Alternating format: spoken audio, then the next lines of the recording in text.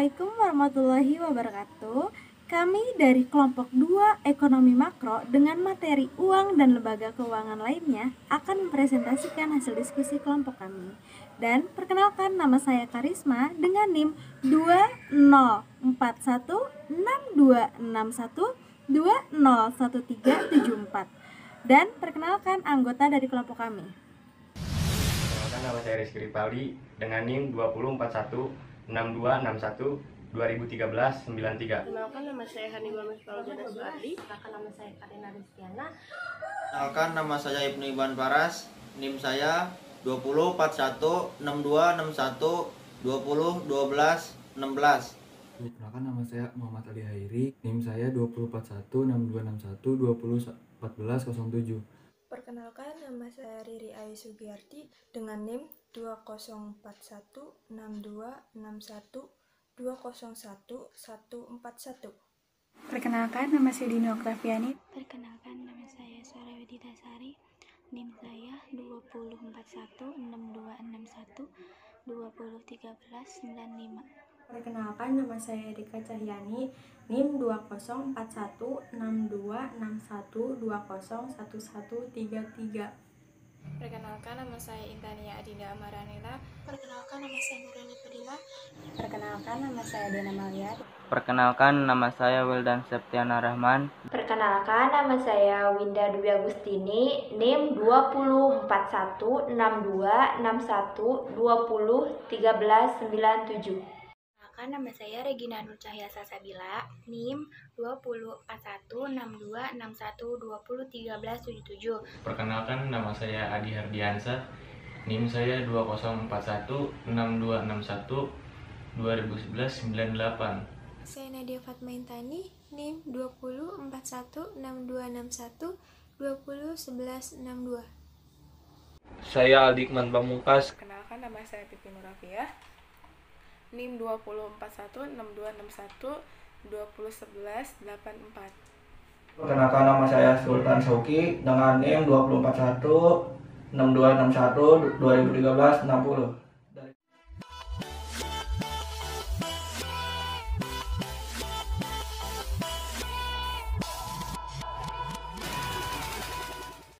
Baik, saya Rizky Ripaldi akan menjelaskan bab 1 tentang uang. Awal mula dikenalnya uang adalah akibat dari kesulitan masyarakat dalam melakukan tukar-menukar. Di masa lalu, kendala utama dalam melakukan pertukaran adalah sulit untuk memperoleh barang dan usaha pada saat dibutuhkan. Pengertian uang secara luas adalah suatu yang dapat diterima secara umum sebagai alat pembayar hutang atau sebagai alat untuk melakukan pembelian barang atau jasa. Uang memiliki jenis yang beragam tergantung peredarannya, dan bahan pembuatannya yang masing-masing dapat diuraikan sebagai berikut. Jenis-jenis uang: uang kartal sebagai uang yang beredar di masyarakat, uang giral sebagai uang kartal, sebagaimana uang kartal, uang giral juga beredar di masyarakat. Jadi, uang sangatlah penting bagi masyarakat sebagai alat pembayaran yang sah. Saya akan membawakan materi bab 2, ruang lingkup lembaga keuangan. A. Pengertian bank. Menurut Undang-Undang RI Nomor 10 Tahun 1998, bank adalah badan usaha yang menghimpun dana dari masyarakat dalam bentuk simpanan dan menyalurkannya kepada masyarakat dalam bentuk kredit dan atau bentuk-bentuk lainnya dalam rangka meningkatkan taraf hidup rakyat banyak. Dari pengertian di atas dapat dijelaskan secara lebih luas lagi bahwa bank merupakan perusahaan yang bergerak dalam bidang keuangan. Artinya, aktivitas perbankan selalu berkaitan dalam bidang keuangan. Aktivitas perbankan yang pertama adalah menghimpun dana dari masyarakat luas yang dikenal dengan istilah di dunia perbankan adalah kegiatan funding dan menyalurkan dana atau lending. Keuntungan dari selisih bunga di bank dikenal dengan istilah spread base. Apabila suatu bank mengalami suatu kerugian dan selisih bunga, maka istilah ini dikenal dengan nama negative spread. Prinsip bank syariah adalah pembiayaan berdasarkan prinsip bagi hasil atau mudorobah. atau pembiayaan barang modal berdasarkan prinsip sewa murni tanpa pilihan atau ijaroh, atau dengan adanya pilihan pemindahan kepemilikan atas barang yang disewa dari pihak bank oleh pihak lain, atau ijaroh wa iqtina. Di samping itu, perbankan juga melakukan kegiatan jasa-jasa pendukung lainnya. Jasa pendukung lainnya antara lain: 1. Jasa pemindahan uang atau transfer. 2. Jasa penagih atau inkaso. 3. Jasa clearing atau clearing. 4. Jasa penjualan mata uang asing atau falas. 5. Jasa safe deposit box. 6. Travel check. 7. Bank card. 8. Bank draft letter of credit. 9. Bank garansi dari referensi bank. 10. Serta jasa bank. B. Sejarah bank. 1. Asal mula kegiatan perbankan. Sejarah mencatat asal mula dikenalnya kegiatan perbankan adalah pada zaman kerajaan Tempo dulu di daratan Eropa. Kemudian usaha perbankan ini berkembang ke Asia Barat oleh para pedagang. Perkembangan perbankan di Asia sampai Afrika dan Amerika dibawa oleh bangsa Eropa pada saat melakukan penjajahan ke negara jajahannya, baik di Asia, Afrika maupun benua Amerika. Sejarah perbankan. Usaha perbankan itu sendiri baru dimulai dari zaman Babilonia, kemudian dilanjutkan ke zaman Yunani kuno dan Romawi. Bank-bank yang sudah terkenal pada saat itu di benua Eropa adalah Bank Venesia tahun 1171. Kemudian menyusul Bank of Genoa dan Bank of Barcelona tahun 1320. Sebaliknya, perkembangan perbankan di daratan Inggris baru dimulai pada abad ke-16.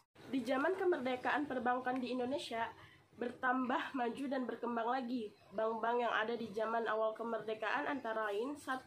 Bank Negara Indonesia pada tanggal 5 Juli 1945, kemudian menjadi BNI 1945. 2. Bank Rakyat Indonesia. 3. Bank Surakarta Mai. 4.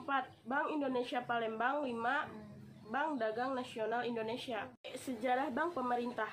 Seperti diketahui bahwa bangsa Indonesia mengenal dunia perbankan dari bekas penjajahan, yaitu Belanda. Berikut ini akan dijelaskan secara singkat sejarah bank-bank milik pemerintah. 1. Bank sentral di Indonesia adalah Bank Indonesia atau BI berdasarkan Undang-Undang Nomor 13 Tahun 1968, kemudian ditegaskan lagi dengan Undang-Undang Nomor 23 Tahun 1999. 2. Bank Rakyat Indonesia dan Bank Ekspor Impor. Bank ini berasal dari The Algemene Volkskrediet Bank, kemudian diganti dengan nama Bank Nasional Indonesia atau BNI Unit 2. C. Bank Negara Indonesia 1945 atau BNI. Bank ini menjalankan fungsi BNI Unit 3 dengan Undang-Undang Nomor 17 Tahun 1968 berubah menjadi Bank Negara Indonesia 1946. C. Jenis-jenis bank. Jika kita melihat jenis perbankan sebelum keluar Undang-Undang Perbankan Nomor 10 Tahun 1998 dengan sebelumnya, yaitu Undang-Undang Nomor 14 Tahun 1967, adapun jenis perbankan dewasa ini dapat ditinjau dari berbagai segi antara lain. Dilihat dari segi fungsinya. Menurut Undang-Undang Pokok Perbankan Nomor 14 Tahun 1967, jenis perbankan menurut fungsinya terdiri dari: 1. Bank umum. 2. Bank pembangunan. 3. Bank tabungan. 4. Bank pasar. 5. Bank desa. 6. Lumbung desa. Dan 7. Bank pegawai. Namun setelah keluar Undang-Undang Pokok Perbankan Nomor 7 Tahun 1992 dan ditegaskan lagi dengan keluarnya Undang-Undang RI Nomor 10 Tahun 1998, maka jenis perbankan terdiri dari 1. Bank umum dan 2. Bank Perkreditan Rakyat atau BPR. Adapun pengertian bank umum dan bank perkreditan rakyat sesuai dengan Undang-Undang Nomor 10 Tahun 1998 sebagai berikut. A. Bank umum adalah bank yang melaksanakan kegiatan usaha secara konvensional dan atau berdasarkan prinsip syariah yang dalam kegiatannya memberikan jasa dalam lalu lintas pembayaran. Bank Perkreditan Rakyat atau BPR adalah bank yang melaksanakan kegiatan usaha secara konvensional atau berdasarkan prinsip syariah dalam kegiatannya tidak memberikan jasa dalam lalu lintas pembayaran. Dilihat dari segi kepemilikannya, jenis bank dilihat dari segi pemilikannya adalah A. Bank milik pemerintah, di mana baik akte pendiri maupun modalnya dimiliki oleh pemerintah. Contoh bank pemerintah yang pertama, Bank Negara Indonesia 46 atau BNI, kedua Bank Rakyat Indonesia atau BRI, ketiga Bank Tabungan Negara Indonesia atau BTN. Dan contoh bank milik Pemda tingkat 1 dan 2 diantaranya Bank DKI Jakarta dan BPD Jawa Barat dan sebagainya. Kegiatan-kegiatan bank. Adapun kegiatan-kegiatan perbankan yang ada di Indonesia adalah 1. Kegiatan-kegiatan bank umum. A. Menghimpun dana dari masyarakat atau funding dalam bentuk 1. Simpanan giro, 2. Simpanan tabungan, 3. Simpanan deposit. B. Menyalurkan dana ke masyarakat atau funding dalam bentuk 1. Kredit investasi, 2. Kredit investasi kerja, 3. Kredit perdagangan. C. Memberikan jasa-jasa bank lainnya atau servis. Yang pertama transfer dan yang kedua inkaso. 2. Kegiatan-kegiatan bank perkreditan rakyat. A. Menghimpun dana dalam bentuk 1. Simpanan tabungan dan 2. Simpanan deposit. 3. Kegiatan-kegiatan bank campuran dan bank asing. Bank umum dan tugasnya sama dengan bank umum lainnya, namun mereka lebih dikhususkan dalam bidang-bidang tertentu dan ada larangan tertentu. Persyaratan yang wajib dipenuhi menurut Undang-Undang Nomor 10 Tahun 1998 sekurang-kurangnya adalah 1. Susunan organisasi dan kepegawaian, 2. Permodalan, 3. Kepemilikan, 4. Keahlian di bidang perbankan, 5. Kelayakan rencana kerja. Sekian presentasi dari saya. Materi selanjutnya akan dilanjutkan oleh Karin. Izin pendirian dan bentuk hukum bank. Bagi perbankan sebelum melakukan kegiatannya harus memperoleh izin dari Bank Indonesia. Persyaratan yang wajib dipenuhi menurut Undang-Undang Nomor 10 Tahun 1998 sekurang-kurangnya adalah 1. Susunan organisasi dan kepengurusan, 2. Permodalan, 3. Kepemilikan, 4. Keahlian di bidang perbankan. Jenis-jenis kantor bank. Jenis-jenis kantor bank yaitu ada 4. Yang pertama, kantor pusat. Kantor di mana semua kegiatan perencana ada di kantor tersebut.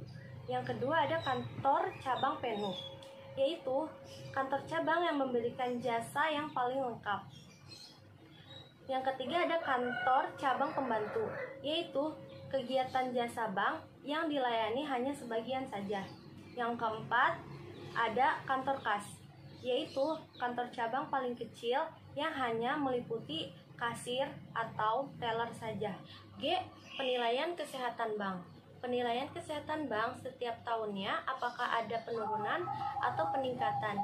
Jika bank yang kesehatannya terus meningkat, tidak masalah karena itu yang diharapkan.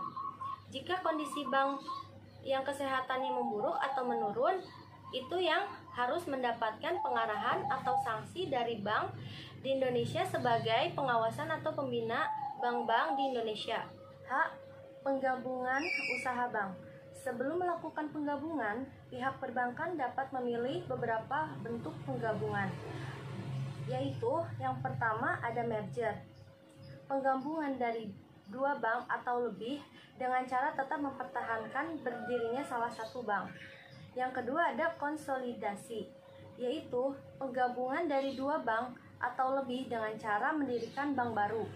Yang ketiga ada akuisisi, yaitu pengambilan kepemilikan suatu bank yang berakibat beralihnya pengendalian terhadap bank. I. Pembinaan dan pengawasan bank.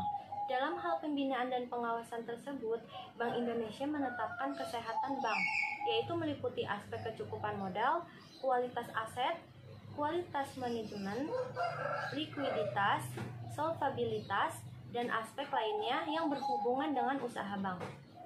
J. Rahasia bank dan sanksi administrasi. Agar keamanan nasabahnya terjamin, pihak perbankan dilarang untuk memberikan keterangan yang tercatat pada bank tentang keadaan keuangan nasabahnya dan hal-hal lainnya dari nasabahnya. Dengan kata lain, bank harus menjaga rahasia tentang keadaan keuangan nasabahnya.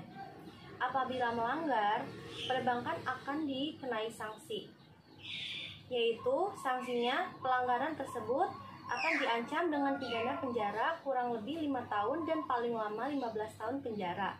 serta denda sekurang-kurangnya 10 miliar dan paling banyak 200 miliar. Lanjut ke bab 4, sumber-sumber dana bank. Pengertian sumber-sumber dana bank, yang dimaksud dengan sumber-sumber dana bank adalah usaha dalam menghimpun dana untuk membiayai operasinya. Hal ini sesuai dengan fungsinya bahwa bank adalah lembaga keuangan di mana bank adalah lembaga keuangan di mana kegiatan sehari-harinya adalah dalam bidang jual beli. Adapun sumber-sumber dana bank tersebut adalah sebagai berikut. Yang pertama, dana yang bersumber dari bank itu sendiri. Sumber dana ini merupakan sumber dana dari modal sendiri.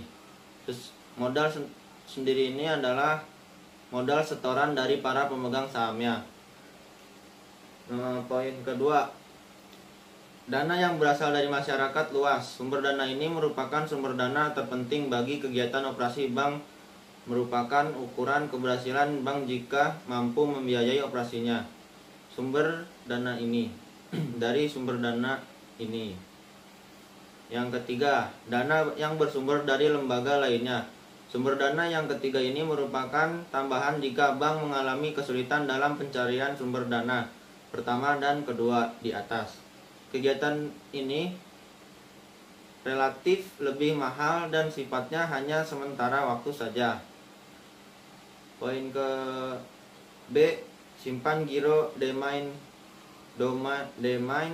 deposit. Undang-Undang Perbankan Nomor 10 Tahun 1998 tanggal 10 November menjelaskan bahwa yang dimaksud dengan giro adalah simpanan yang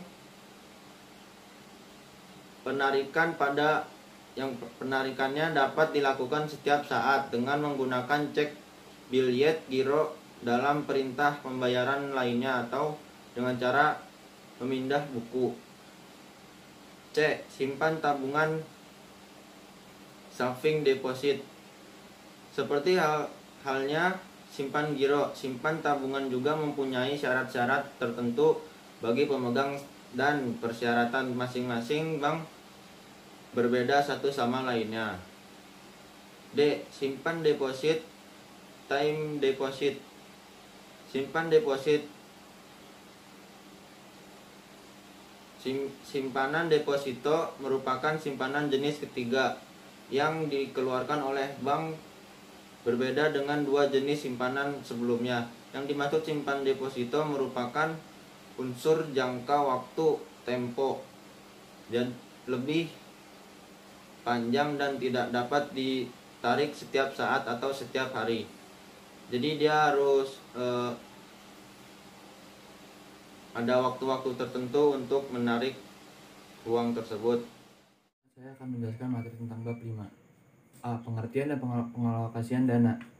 Kegiatan bank yang kedua setelah menghimpun dana dari masyarakat luas dalam bentuk simpanan giro, tabungan, dan deposito adalah menyalurkan kembali dana tersebut kepada masyarakat yang membutuhkannya. Kegiatan penyaluran dana ini dikenal juga dengan istilah alokasi dana. Pengalokasian dana dapat diberikan dalam bentuk pinjaman atau lebih dikenal dengan kredit. Pengalokasian dana dapat pula dilakukan dengan membelikan berbagai aset yang dianggap menguntungkan bank. B. Pengertian kredit dan pembiayaan. Menurut Undang-Undang Perbankan Nomor 10 Tahun 1998, kredit adalah penyediaan uang atau tagihan yang dapat dipersamakan dengan itu berdasarkan persetujuan atau kesepakatan pinjam-meminjam antar bank dengan pihak lainnya, mewajibkan pihak meminjam melunasi setelah jangka waktu yang telah ditentukan dengan memberikan bunga. Sedangkan pengertian pembiayaan adalah penyediaan uang atau tagihan yang dapat dipersamakan dengan itu berdasarkan persetujuan dan kesepakatan antara bank dengan pihak yang mewajibkan pihak yang dibiayai untuk mengembalikan uang atau tagihan tersebut setelah jangka waktu tertentu dengan imbalan atau bagi hasil. C. Unsur-unsur kredit. Adapun unsur-unsur yang terkandung dalam pemberian suatu fasilitas kredit adalah sebagai berikut. 1. Kepercayaan. 2. Kesepakatan. 3. Jangka waktu. 4. Resiko. 15. Jasa. D. Tujuan fungsi kredit. Adapun tujuan utama pemberian suatu kredit antara lain: 1. Mencari keuntungan. 2. Membantu usaha nasabah. 3. Membantu pemerintah. Kemudian di samping itu Di samping suatu fasilitas kredit memiliki fungsi sebagai berikut. Untuk meningkatkan sumber daya uang. 2. Untuk meningkatkan peredaran lalu lintas uang. 3. Untuk meningkatkan daya guna barang. 4. Meningkatkan peredaran barang. 5. Sebagai alat stabilitas ekonomi. 6. Untuk meningkatkan kegairahan berusaha. 7. Untuk pemerataan pendapatan. 8. Untuk meningkatkan hubungan internasional. F. Jenis-jenis kredit. Dilihat dari segi kegunaan. A. Kredit investasi. B. Kredit modal kerja. 2. Dilihat dari segi tujuan kredit. A. Kredit produktif. B. Kredit konsumtif. C. Kredit perdagangan. 3. Dilihat dari segi jangka waktu. A. Kredit jangka pendek. B. Kredit jangka menengah. C. Kredit jangka panjang. 4. Dilihat dari segi jaminan. A. Kredit dengan jaminan. B. Kredit tanpa jaminan. 5. Kredit pertanian merupakan kredit yang dibiayai oleh sektor perkebunan atau pertanian rakyat. Sektor usaha pertanian dapat berupa jangka pendek atau jangka panjang. B. Kredit yang peternakan. C. Kredit industri. D. Kredit pertambangan. Kredit pendidikan. F. Kredit produk profesi. G. Kredit perumahan dan sektor lainnya. F. Jaminan kredit. Adapun jaminan yang dapat dijaminkan menjadi jaminan kredit oleh calon debitur adalah sebagai berikut. 1. Dengan jaminan. A. Jaminan benda berwujud, yaitu barang-barang yang dapat dijadikan seperti tanah, bangunan, kendaraan bermotor, mesin-mesin peralatan, barang dagangan, tanaman atau kebun atau sawah dan lainnya. B. Kredit yang tidak berwujud, yaitu benda-benda yang merupakan surat-surat yang dijadikan jaminan seperti sertifikat saham, sertifikat obligasi, sertifikat tanah, sertifikat deposito, rekening tabungan yang dibukukan, rekening giro dan promes, wesel dan surat tagihan lainnya. 2. Kredit tanpa jaminan. G. Kredit prinsip pemberian kredit. Adapun penjelasan untuk analisis 5C sebagai berikut. 1. Karakter. 2. Capacity. 3. Kapital. 4. Collateral. 5. Condition. Adapun penilaian kredit dengan metode analisis 7P sebagai berikut. Personality, party, purpose, prospect, payment, profitability, protection. H. Aspek-aspek dalam penilaian kredit. Aspek-aspeknya diantaranya adalah aspek yuridis atau aspek hukum, 2. Aspek pemasaran, 3. Aspek keuangan, 4. Aspek teknis atau operasi, 5. Aspek manajemen, 6. Aspek sosial ekonomi, 7. Aspek AMDAL. 1. Prosedur dalam memberikan kredit. 1. Pengajuan berkas-berkas. 2. Penyelidikan berkas pinjaman. 3. Wawancara 1. 4. On the spot. 5. Wawancara kedua. 6. Keputusan kredit. 7. Penandatanganan akad kredit atau perjanjian lainnya. 8. Realisasi kredit. 9. Penyaluran dan penarikan dana. Saya akan menjelaskan tentang suku bunga. Yang pertama, bunga bank. Apa sih bunga bank? Bunga bank dapat diartikan sebagai balas jasa yang diberikan oleh bank yang berdasarkan prinsip konvensional kepada nasabah yang membeli atau menjual produknya. Dalam kegiatan perbankan sehari-hari ada 2 macam bunga. Yang pertama ada bunga simpanan dan yang kedua ada bunga pinjaman. Apa sih bunga simpanan itu? Nah, bunga simpanan merupakan harga yang harus dibayar bank kepada nasabahnya. Dan yang kedua, bunga pinjaman. Bunga pinjaman adalah bunga yang diberikan kepada para peminjam atau harga yang harus dibayar oleh nasabah peminjam kepada bank. Ada juga loh faktor-faktor yang mempengaruhi suku bunga. Di antaranya ada 1.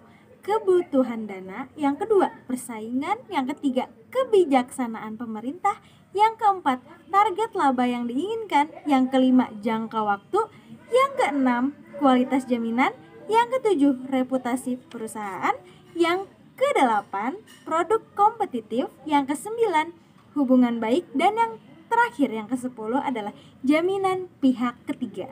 komponen-komponen dalam menentukan bunga kredit. Yang pertama, total biaya dana atau cost of fund merupakan total bunga yang dikeluarkan oleh bank untuk memperoleh dana simpanan, baik bentuk simpanan giro, tabungan, maupun deposito. Yang kedua, biaya operasi. Biaya operasi merupakan biaya yang dikeluarkan oleh bank dalam melaksanakan operasinya. Biaya ini terdiri dari biaya gaji pegawai, biaya administrasi, dan biaya pemeliharaan dan biaya-biaya lainnya. Yang ketiga, cadangan resiko kredit macet merupakan cadangan terhadap macetnya kredit yang akan diberikan. Hal ini disebabkan setiap kredit macet yang diberikan pasti mengandung suatu resiko tidak terbayar. Yang keempat, laba yang diinginkan. Dan yang kelima, pajak. Pajak merupakan kewajiban yang dibebankan pemerintah kepada bank yang memberikan fasilitas kepada nasabahnya. Untuk lebih mudah memahami komponen-komponen suku bunga, berikut ada pertanyaan serta pembahasannya. PT Bank Marindo menentukan suku bunga deposito sebesar 18% PA kepada para deposannya. Cadangan wajib RR yang ditetapkan pemerintah adalah 5%. Kemudian biaya operasi yang dikeluarkan adalah 6%. Dan cadangan risiko kredit macet 1%, laba yang diinginkan adalah 5%, dan pajak 20%. Pertanyaannya, hitung berapa bunga kredit yang diberikan kepada para debiturnya. Pembahasannya, cost of fund sama dengan bunga yang dibebankan dibagi 100% min cadangan wajib. Jadi 18% per 100% dikurang 5% sama dengan 18% per 95% sama dengan 18,95%. Jadi tinggal dihitung aja, total biaya dana 19%, total biaya operasi 6% ditambah jadi 25%. Cadangan resiko kredit macet 1%, 25 tambah 1 sama dengan 26%. Laba yang diinginkan 5%, jadi ditambah 26 ditambah 5 jadi 31%. Pajak 20% dari laba 5% ditambah 1 jadi 31 tambah 1 sama dengan 32%. Jadi bunga kredit yang diberikan adalah 32%. Jenis-jenis pembebanan suku bunga kredit. Yang pertama ada sliding rate. Pembebanan bunga setiap bulan dihitung dari sisa pinjamannya, sehingga jumlah bunga yang dibayar nasabah setiap bulan menurun seiring dengan turunnya pokok pinjaman. Akan tetapi, pembayaran pokok pinjaman setiap bulan sama. Cicilan nasabah, pokok pinjaman ditambah bunga, otomatis dari bulan ke bulan semakin menurun. Jenis sliding rate ini biasanya diberikan kepada sektor produktif dengan maksud si nasabah merasa tidak terbebani terhadap pinjamannya. Yang kedua, ada flat rate. Pembebanan bunga setiap bulan tetap dari jumlah pinjamannya. Demikian pula pokok pinjaman setiap bulan juga dibayar sama, sehingga cicilan setiap bulan sama sampai kredit tersebut lunas. Jenis flat rate ini diberikan kepada kredit yang bersifat konsumtif, seperti pembelian rumah tinggal, pembelian mobil pribadi, atau kredit konsumtif lainnya. Yang ketiga, ada floating rate. Jenis ini membebankan bunga dikaitkan dengan bunga yang ada di pasar uang, sehingga bunga yang dibayar setiap bulan sangat tergantung dari bunga pasar uang dan pada bulan tersebut. Jumlah bunga yang dibayar dapat lebih tinggi atau lebih rendah dari bulan yang bersangkutan. Pada akhirnya hal ini juga berpengaruh terhadap cicilan setiap bulan. Saya akan menjelaskan jasa-jasa bank lainnya. Jasa-jasa bank lainnya merupakan kegiatan perbankan. Kegiatan perbankan yang ketiga, tujuan pemberian jasa-jasa bank ini adalah untuk mendukung dan memperlancar kegiatan menghimpun dana dan menyalurkan, dan semakin lengkap jasa bank yang diberikan semakin baik. Dalam arti, jika nasabah hendak melakukan suatu transaksi perbankan cukup di satu bank saya, demikian pula sebaliknya. Jika jasa bank yang diberikan lengkap, maka nasabah terpaksa untuk mencari bank lain yang menyediakan jasa yang mereka butuhkan. Lengkap atau tidaknya jasa bank yang diberikan sangat tergantung dari kemampuan bank tersebut. baik dari segi modal, perlengkapan, fasilitas, sampai kepada personil yang mengoperasikannya. Semakin lengkap tentunya semakin banyak modal yang dibutuhkan untuk melengkapi peralatan dan personilnya. Di samping itu, kelengkapan jasa bank ini juga tergantung dari jenis bank. Apakah bank umum atau bank perkreditan rakyat, atau dapat pula dilihat dari segi status bank tersebut, apakah bank devisa atau non-devisa. Jika berstatus bank devisa, maka jenis bank yang ditawarkan akan lebih lengkap dibandingkan dengan non-devisa. Kemudian, kelengkapan jasa bank dapat pula dilihat dari status cabangnya, apakah cabang penuh, cabang pembantu, atau kantor kas. Di sini saya akan menjelaskan bab 8, yaitu tugas-tugas Bank Indonesia. Ditinjau dari segi fungsinya, salah satu jenis perbankan yang paling utama dan yang paling penting adalah bank sentral. Peranan Bank Indonesia sebagai bank sentral atau sering juga disebut bank to bank. Tujuan Bank Indonesia. Tujuan Bank Indonesia untuk mencapai dan memelihara kestabilan rupiah. Mata uang rupiah perlu dijaga dan dipelihara mengingat dampak yang ditimbulkan sebagai suatu mata uang tidak stabil sangat luas, seperti salah satunya adalah terjadinya inflasi yang sangat memberatkan masyarakat luas. Adapun maksud dari kestabilan rupiah yang diinginkan oleh Bank Indonesia ada dua, yaitu satu, kestabilan nilai rupiah terhadap barang dan jasa yang dapat diukur dengan atau tercermin dari perkembangan laju inflasi. Kedua, kestabilan nilai rupiah terhadap mata uang negara lain. Di sini saya akan menjelaskan tentang Bank Syariah. Sejarah singkat Bank Syariah. Awal mula kegiatan Bank Syariah yang pertama kali dilakukan adalah di Pakistan dan di Malaysia pada tahun 1940-an. Kemudian di Mesir pada tahun 1963. Berdiri Islamic Rural Bank di Desa Ikrambang. Kehadiran Bank Syariah ternyata tidak hanya dilakukan oleh masyarakat muslim, akan tetapi juga bank milik non-muslim. Saat ini Bank Islam sudah tersebar di berbagai negara-negara muslim dan non-muslim, baik di benua Amerika, Australia, dan Eropa. Bahkan banyak perusahaan keuangan dunia seperti ING, Chemical Bank, dan Citibank telah membuka cabang yang berdasarkan syariah. B. Produk Bank Syariah. Jenis-jenis produk Bank Syariah yang ditawarkan sebagai berikut. A. Al-Wadi'ah atau simpanan, merupakan titipan atau simpanan pada bank syariah. 2. Pembiayaan dengan bagi hasil. Jika dalam bank konvensional keuangan, bank diperoleh dari bunga yang dibebankan, maka dalam bank syariah tidak ada istilah bunga. Akan tetapi bank syariah menerapkan sistem bagi hasil.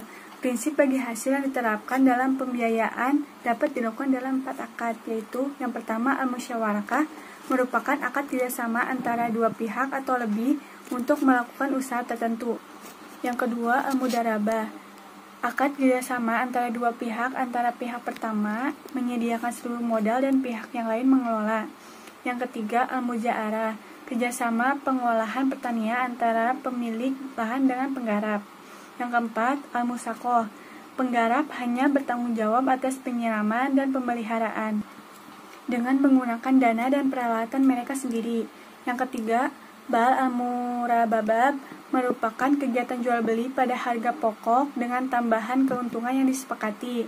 Keempat, bai as-salam, pembelian barang yang diserahkan kemudian hari, sedangkan pembayaran dilakukan di muka. Kelima, bai al-istibna, kontrak penjualan antara pembeli dan produsen atau pembuat barang. Kedua belah pihak saling menyetujui atau sepakat terlebih dahulu tentang harga dan sistem pembayaran. Keenam, al-jarab, akad pemindahan hak guna atas barang atau jasa melalui pembayaran upah sewa tanpa diikuti dengan pemindahan kepemilikan barang itu sendiri. 7. Al-wakalab atau amanat, penyerahan atau pendelegasian atau pemberian mandat dari satu pihak ke pihak lain. 8. Al-kafalab atau garansi, jaminan yang diberikan penanggung kepada pihak ketiga untuk memenuhi kewajiban pihak kedua atau yang ditanggung. Yang ke-9, al-hawalab, pengalihan utang dan orang yang berutang kepada orang lain yang wajib menanggungnya. Yang 10, ar-raban, Kegiatan menahan salah satu harta milik si peminjam sebagai jaminan atas pinjaman yang diterimanya. Kegiatan ini dilakukan seperti jaminan utang atau gadai. Baik, di sini saya mau menjelaskan tentang pasar modal. Pasar modal. Pengertian pasar modal dalam arti sempit, pengertian pasar modal merupakan tempat para penjual dan pembeli dan bertemu untuk melakukan transaksi. Artinya, pembeli dan penjual langsung bertemu untuk melakukan transaksi dalam suatu lokasi tertentu. Selanjutnya, instrumen pasar modal. Dalam melakukan transaksi di pasar, biasanya ada barang atau jasa yang diperjualbelikan. Adapun jenis instrumen pasar modal, yang pertama ada saham dan kedua obligasi. Selanjutnya, para pemain di pasar modal dalam melaksanakan transaksi jual beli baik saham maupun obligasi di pasar modal diperlukan penjual dan pembeli. Adapun lembaga yang terlibat di pasar modal. Lembaga-lembaga yang berkecimpunan di pasar modal terdiri dari berbagai perusahaan di mana antara satu lembaga yang dengan lembaga lainnya saling membutuhkan. Adapun prosedur emisi bagi perusahaan yang akan melakukan emisi baik saham maupun obligasi di pasar modal haruslah memenuhi persyaratan dan prosedur yang berlaku yang telah ditetapkan di pasar modal. Selanjutnya, pasar perdana. Setelah memenuhi persyaratan emisi, maka Ketua Bapepam mengeluarkan izin emisi. Saya Erika Cahyani akan menjelaskan tentang pasar uang dan pasar valuta asing. Yang pertama, pengertian pasar uang. Pasar uang atau money market di Indonesia masih relatif baru jika dibandingkan dengan negara-negara maju. Namun dalam perkembangan dunia sekarang ini, maka pasar uang di Indonesia juga ikut berkembang, walaupun tidak semarak perkembangan pasar modal. Yang kedua, tujuan pasar uang. Seperti halnya pasar modal, di dalam pasar uang terdapat dua pihak yang terlibat secara langsung maupun tidak langsung. Masing-masing pihak saling berkepentingan satu sama lainnya dan mempunyai tujuannya masing-masing. Pihak-pihak yang terlibat dalam pasar uang adalah sebagai berikut: pihak yang membutuhkan dana dan pihak yang menanamkan dana. Yang ketiga, instrumen pasar uang. Pemilihan dana oleh investor di dalam pasar uang tentu dengan berbagai pertimbangan. Investor dapat memilih salah satu dari sekian banyak surat-surat berharga yang ditawarkan sesuai dengan tujuannya masing-masing. Yang keempat, surat berharga pasar uang atau SBPU merupakan surat berharga yang diperkenalkan oleh Bank Indonesia tahun 1985 sebagai salah satu alat untuk melakukan operasi pasar terbuka dalam rangka ikut menstabilkan nilai rupiah. Yang kelima, tujuan melakukan transaksi falas. Transaksi falas baik yang dilakukan oleh bank, perusahaan lainnya, ataupun individu mengandung berbagai tujuan. Tujuan ini berbeda-beda sesuai dengan apa yang ingin diperoleh dari transaksi tersebut. Yang keenam, jenis-jenis transaksi falas dalam jual beli antara bank dengan nasabah seperti banknotes, traveler cekwe, dan rekening giro falas atau deposito falas yang penyerahannya dapat dilakukan pada saat transaksi dilakukan. Namun, untuk transaksi falas yang dilakukan dalam perdagangan internasional tidak dilakukan dalam perdagangan internasional, tidak selamanya penyerahannya dapat dilakukan saat transaksi, mengingat jarak yang relatif jauh. Ada 3 macam jenis transaksi yang dapat dilakukan, yaitu transaksi tunai, transaksi tunggak, dan transaksi barter. Yang ketujuh, margin trading. merupakan kegiatan pembelian falas secara terus-menerus dalam suatu pasar, misalnya di New York, untuk kemudian dijual kembali dengan segera di pasar lain dengan harga yang lebih tinggi, misalnya di Paris. Yang ke-8, interaksi antara pasar falas dan pasar uang. Pemilihan dana dalam pasar uang selalu berkaitan dengan pasar uang. Artinya, jika kita hendak menginvestasikan uang kita dalam pasar uang, maka kita akan selalu mempertimbangkan kegiatan yang terjadi di pasar falas. Demikian pula sebaliknya. Hal ini dilakukan untuk menentukan investasi mana yang paling menguntungkan di pasar uang atau di pasar falas. Pengertian usaha gadai. Usaha gadai adalah kegiatan menjaminkan barang berharga kepada pihak tertentu guna memperoleh sejumlah uang dan barang dan akan ditebus kembali sesuai dengan perjanjian antara nasabah dengan lembaga gadai. Ciri-ciri usaha gadai adalah 1. Terdapat barang yang digadaikan. 2. Nilai jumlah pinjaman tergantung barang yang digadaikan. 3. Barang yang digadaikan dapat ditebus kembali. Saya akan menjelaskan bab 12 bersama Wildan, pengertian sewa guna usaha. Pengertian sewa guna usaha di Indonesia lebih dikenal dengan nama leasing. Perusahaan leasing dapat diselenggarakan oleh atau badan usaha yang berdiri sendiri. B. Ketentuan mengenai leasing. Kegiatan leasing secara resmi diperoleh bereferensi di Indonesia setelah keluar surat keputusan. C. Pihak-pihak yang terlibat adalah lessor, lease, supplier, asuransi. D. Kegiatan leasing adalah kegiatan yang dilakukan antara satu perusahaan leasing dengan perusahaan lainnya. E. Jenis-jenis leasing adalah independent leasing, captive lessor, lease broker. F. Perjanjian leasing, perjanjian yang dibuat antar lessor dengan lease. G. Biaya-biaya yang dikeluarkan. Setiap fasilitas yang diberikan oleh perusahaan leasing kepada pemohon atau lisi akan dikenakan berbagai macam biaya. H. Prosedur permohonan leasing.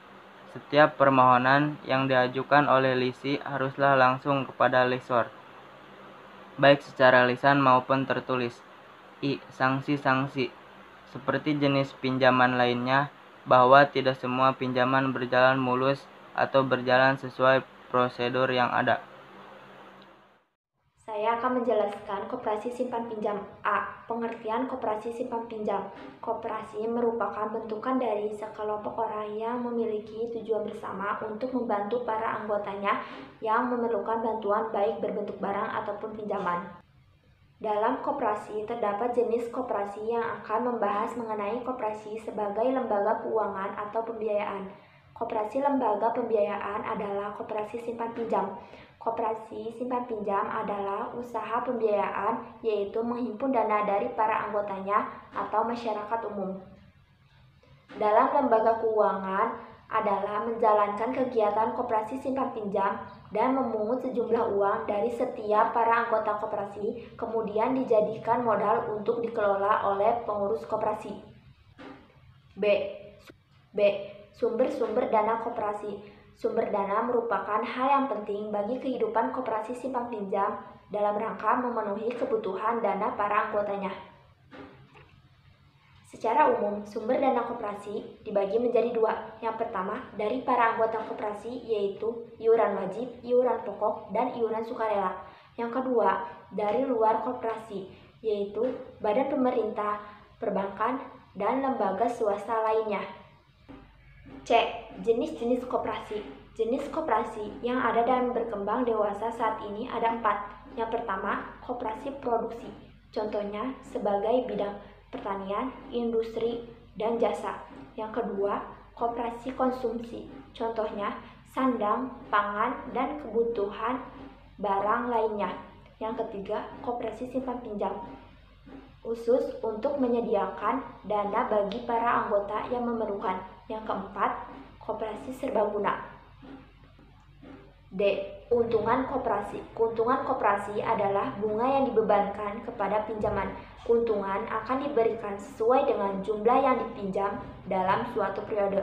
Semakin besar pinjaman, maka semakin besar pembagian. Asuransi. A. Pengertian asuransi. Asuransi adalah perjanjian antara dua pihak atau lebih dengan pihak penanggung memikatkan kepada tertanggung. B. Perkembangan asuransi. Asal mula kegiatan asuransi yang dijalankan di Indonesia merupakan kelanjutan asuransi yang ditinggal oleh pemerintah Hindia Belanda. C. Jenis-jenis asuransi. Yang pertama dilihat dari seginya. A. Asuransi kerugian. B. Asuransi jiwa. C. Reasuransi. Yang kedua dilihat dari segi kepemilikannya. A. Asuransi milik pemerintah. B. Asuransi milik swasta nasional. C. Asuransi milik perusahaan asing. D. Asuransi milik campuran. D. Keuntungan asuransi. Yang pertama, bagi perusahaan asuransi, A. Keuntungan dari premi. B. Keuntungan dari penyertaan modal. C. Keuntungan dari hasil bunga. E. Prinsip-prinsip asuransi. Yang pertama, insured interest, yang kedua utmost good fight, yang ketiga indemnity, yang keempat proximate cause, yang kelima subrogation, dan yang keenam contribution. F. Jenis-jenis resiko. Yang pertama resiko murni, yang kedua resiko spekulatif, yang ketiga resiko individu. Resiko individu dibagi menjadi tiga. Yang pertama resiko pribadi, yang kedua resiko harta, dan yang ketiga resiko tanggung gugat. Baik, sekarang saya akan membahas poin-poin materi dalam pengertian anjak piutang. Pengertian anjak piutang atau yang dikenal dengan nama factoring adalah perusahaan yang kegiatannya adalah melakukan penagihan, pembelian, pengambil alihan, atau pengelolaan hutang piutang. Suatu perusahaan dengan imbalan atau pembayaran tertentu milik perusahaan. Lalu kegiatan anjak piutang, kegiatan utama adalah mengambil alih pengurusan piutang. Suatu perusahaan dengan suatu tanggung jawab tertentu tergantung kesepakatan dengan pihak kreditur. Lalu ada lagi jasa-jasa dan biaya yang dibebankan. Sama seperti halnya perusahaan keuangan lainnya, perusahaan anjak piutang juga memiliki berbagai ragam produk atau jasa yang dapat ditawarkan kepada para nasabahnya. Yang terakhir kali ini, keuntungan anjak piutang. Keterlibatan berbagai pihak dalam kegiatan anjak piutang akan memberikan atau memperoleh keuntungan bagi masing-masing pihak, baik perusahaan anjak piutang, kreditur, maupun debitur. Perusahaan modal Ventura sesuai dengan keputusan Presiden nomor 61 tahun 1998 adalah badan usaha yang melakukan suatu pembiayaan dalam bentuk penyertaan modal ke dalam suatu perusahaan yang menerima bantuan pembiayaan. Terdapat perbedaan antara bank dengan modal Ventura yang dicirikan sebagai berikut. Yang satu, kegiatan yang dilakukan bersifat penyertaan langsung ke suatu perusahaan. Yang kedua, bersifat jangka panjang. Yang ketiga, merupakan bisnis yang memiliki risiko tinggi. Yang keempat, keuntungannya berasal dari capital gain, dividen atau bagi hasil, tergantung dari penyertaan modal di bidang jenis yang diinginkan. Yang kelima, kegiatannya lebih banyak dilakukan dalam usaha pembentukan usaha baru atau pengembangan suatu usaha. Landasan hukum untuk mendirikan modal Ventura ini tertuang dalam Keputusan Menteri Keuangan pada tanggal 3 Oktober 1995 tentang pendirian dan pembinaan perusahaan modal Ventura. Yang kedua, Peraturan Pemerintah Nomor 4 Tahun 1995 tentang pajak penghasilan bagi perusahaan modal Ventura. Yang ketiga, Keputusan Menteri Keuangan tentang sektor-sektor usaha perusahaan pasangan usaha dari perusahaan modal Ventura. Ada tujuan pendirian modal Ventura sebagai berikut. 1. Untuk pengembangan suatu proyek tertentu, misalnya proyek penelitian. Yang kedua, pengembangan suatu teknologi baru atau pengembangan produk baru. Yang ketiga, pengambil alihan kepemilikan suatu perusahaan. Yang empat, kemitraan dalam rangka pengentasan kemiskinan dengan tujuannya untuk membantu pengusaha lemah yang mengalami kekurangan modal. Yang kelima, alih teknologi yang dilakukan ke perusahaan yang masih menggunakan teknologi lama.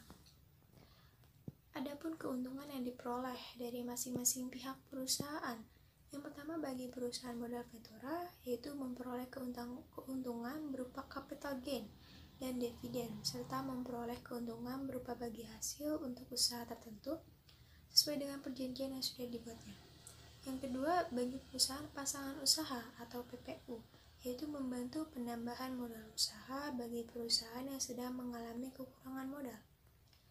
Adapun jenis pembiayaan modal ventura, yang pertama equity financing, yang kedua semi-equity financial, yang ketiga mendirikan perusahaan baru, dan yang keempat bagi hasil.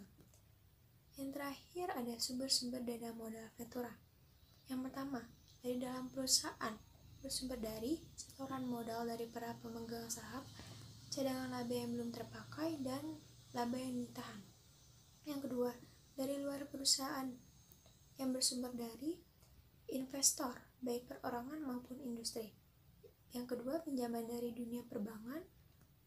Lalu ada pinjaman dari perusahaan asuransi dan dana pensiun. Latar belakang dana pensiun. Di era 70-an sampai 80-an, masyarakat Indonesia berlomba-lomba masuk menjadi pegawai negeri dengan tujuan untuk memperoleh pensiun di masa tuanya. Pensiun merupakan dambaan memperoleh penghasilan setelah berakhir masa kerja seseorang, dan masa itu masyarakat masih berpikir bahwa usia menjelang pensiun adalah masa yang sudah tidak produktif lagi. Oleh karena itu, tidak mengherankan jika pilihan utama mereka terjun ke dunia kerja adalah pegawai negeri, karena pegawai negerilah pada saat itu memberikan kepastian adanya pensiun. Baik, di sini saya akan menjelaskan bab 19 tentang kartu plastik. A. Pengertian kartu kredit. Untuk melakukan transaksi dapat digunakan berbagai sarana pembayaran, mulai dari cara yang paling tradisional sampai dengan yang paling modern. Pada awal mula, sebelum dikenalnya uang sebagai alat pembayaran, setiap transaksi dilakukan melalui para pertukaran, baik antara barang dengan barang atau barang dengan jasa atau jasa dengan jasa. Transaksi pada waktu ini dikenal dengan nama sistem barter. Kartu plastik merupakan kartu yang dikeluarkan oleh bank atas lembaga non-bank. Kartu plastik diberikan kepada nasabah untuk dapat dipergunakan sebagai alat pembayaran di berbagai seperti supermarket, pasar swalayan, hotel, restoran, tempat hiburan, dan tempat lainnya. B. Pihak-pihak yang terlibat. 1. Bank atau perusahaan pembiayaan, baik sebagai penerbit dan pembayaran. 2. Pedagang atau merchant, sebagai tempat belanja seperti hotel, supermarket, pasar swalayan, tempat-tempat hiburan, restoran, dan tempat-tempat lainnya, di mana bank mengikat perjanjian. 3. Pemegang kartu atau cardholder adalah nasabah yang namanya tentunya dalam kartu tersebut dan yang berhak menggunakannya untuk berbagai keperluan transaksi. D. Sistem kerja kartu plastik. Sistem kerja kartu kredit adalah dengan melibatkan pihak-pihak yang saling berkepentingan. Sistem kerja ini melibatkan pemegang kartu, perusahaan yang mengeluarkan kartu, dan pihak pedagang atau merchant. D. Sistem kerja kartu plastik. Sistem kerja kartu kredit adalah dengan melibatkan pihak-pihak yang saling berkepentingan. Sistem kerja ini melibatkan pemegang kartu, perusahaan yang mengeluarkan kartu, dan pihak pedagang. D. Jenis-jenis kartu kredit. Jenis-jenis kartu kredit yang ada saat ini dilihat dari sisi adalah: 1. Dilihat dari segi fungsi. A. Charger care. B. Credit care. C. Debit care. D. Cash care. E. Check guarde. 2. Berdasarkan wilayah. 1. Kartu lokal. 2. Kartu internasional. E. Cara memilih kartu kredit. Cara memilih jenis kartu yang baik dapat dilihat dari berbagai segi. Ada beberapa cara untuk memilih kartu kredit yang baik, tentunya saja hal ini lebih banyak disesuaikan dengan keinginan pemohon. Setiap kartu memiliki kelebihan dan kekurangan masing-masing. F. Keuntungan Keuntungan dan kerugian kartu kredit. Adapun keuntungan yang diperoleh antara lain: 1. Keuntungan bagi bank atau lembaga pembiayaan, yaitu iuran tahunan yang dikenakan kepada setiap pemegang kartu. 2. Keuntungan bagi pemegang kartu antara lain, yaitu kemudahan berbelanja dengan cara kredit, jadi nasabah tidak perlu membawa uang tunai untuk melakukan transaksi. 3. Bagi pedagang, yaitu dapat meningkatkan omset penjualan. Kerugian yang dimaksud antara lain: 1. Kerugian bagi bank dan lembaga pembiayaan. 2. Kerugian bagi nasabah pemegang kartu. G. Persyaratan pemegang kartu. Adapun persyaratan yang dipersyaratkan untuk memperoleh kartu kredit secara umum adalah: 1. Nasabah mengajukan. G. Persyaratan pemegang kartu. Adapun persyaratan yang dipersyaratkan untuk memperoleh kartu kredit secara umum adalah: 1. Nasabah mengajukan dengan mengisi formulir permohonan yang sudah dipersiapkan oleh lembaga penerbit. 2. Pihak bank atau lembaga pembiayaan akan melakukan penelitian langsung ke alamat calon pemegang kartu dan telepon. 3. Pihak bank atau lembaga pembiayaan akan menyetujui penerbit kartu jika dari hasil penelitian dianggap layak dan mengirimkan kartu tersebut kepada nasabah. H. Pelayanan ATM. Pelayanan yang akan diberikan oleh mesin ATM adalah antara lain: 1. Penarikan uang tunai. 2. Dapat digunakan sebagai tempat untuk memesan buku cek dan BG. 3. Dapat digunakan sebagai tempat untuk meminta rekening koran. 4. Dapat digunakan sebagai tempat untuk mengecek saldo rekening nasabah. Dan yang terakhir, pelayanan lainnya. Baik, saya akan menjelaskan tentang lembaga keuangan internasional. Lembaga keuangan internasional didirikan untuk menangani masalah keuangan yang bersifat internasional, baik berupa bantuan pinjaman atau bantuan lainnya. Namun demikian, sebenarnya lembaga keuangan internasional jumlahnya cukup banyak. Apalagi lembaga keuangan internasional yang dimiliki oleh swasta, diantaranya Bank Dunia, Bank Pembangunan Asia, International Monetary Fund. Sekian penjelasan dari kelompok kami, kurang lebihnya kami mohon maaf. Jangan lupa like video kami dan subscribe channel kami. Wassalamualaikum warahmatullahi wabarakatuh.